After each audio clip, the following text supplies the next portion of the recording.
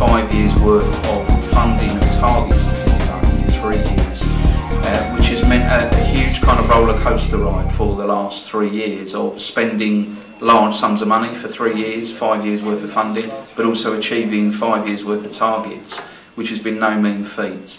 The project was sort of a bit of a brainchild of Jane Leftwich, who was Strategic Housing Manager at the time, and Pat Brandon, who's our Development Director at West Mercia Housing Group. And they really got together, knew that something was needed in terms of young people in the county, young people's services, and heard of SRB funding, so put in an application to see whether there was a possibility of getting it, and were surprised when SRB came back and said, yes, you can put together a sensible delivery plan, action plan, and move forward on the funding of the project. My involvement with the project started from the very, very early days. Was at that time working as Development Director for West Mercia Housing Group, and had the privilege to be working with Jane Leftwich from the Herefordshire Council, who was chairing the Council's Youth Homelessness Forum. From the work that she was doing there, it became apparent that there was a need for care and supported housing for young people in the county, and a need that wasn't being met by current provision.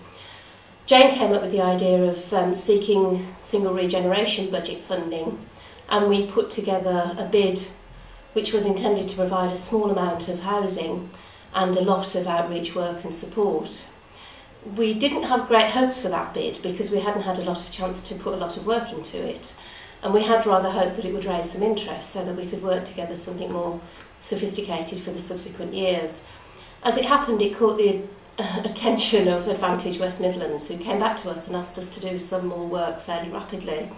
And out of that, the SHYPP project was born. One of the things that's really impressed me with the SHYPP project is the desire and the willingness and the commitment of all the people that have been involved in it.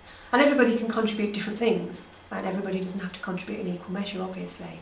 And clearly, as the lead organisation, it was incumbent upon Kemble to do the bulk of the delivery work. We've had the funding for it, we've had the resources for it.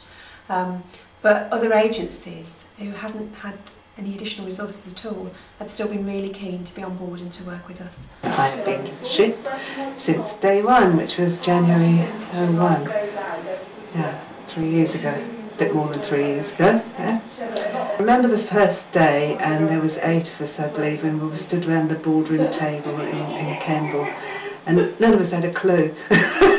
We really didn't. We just had a few bits of paper saying, well, this is the development plan, and this is what we got to do. And we sort of looked at each other and how are we going to do all that? And we had no forms, no referral form, policies, procedures, nothing. We just had to go with it. And so we started on them and obviously made lots of adjustments as we went along.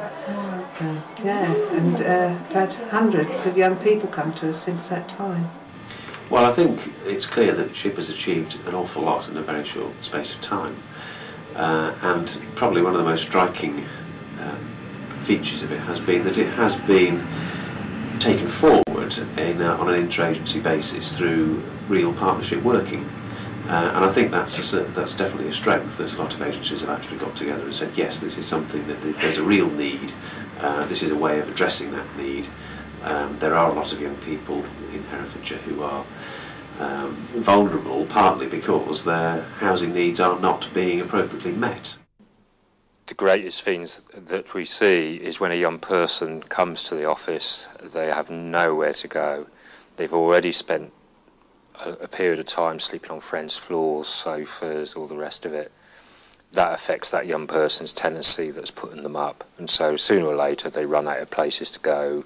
It's being destructive to their friendships, it's being destructive to them because they feel that they have no value in that. And very often when they come to us, we're the last point of call. Moved up to this place because I was going to Home Lacey College, and it was like 2 hours drive every morning. So found out about this place and then got one of the first places here, and I was here for quite a while.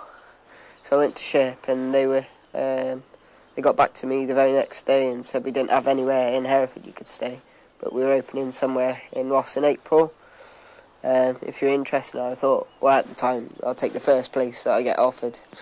I've been homeless for the past 2 years, and I'm now 24 in a month, so it's like the last opportunity that I could probably have to like either go in one direction, which is the bad life, or go in another direction, which would like be a future for myself. And I've been given this opportunity to like, you know, I don't know how to put it. Like, I heard about SHYPP because my friend Stacey Newman lives here.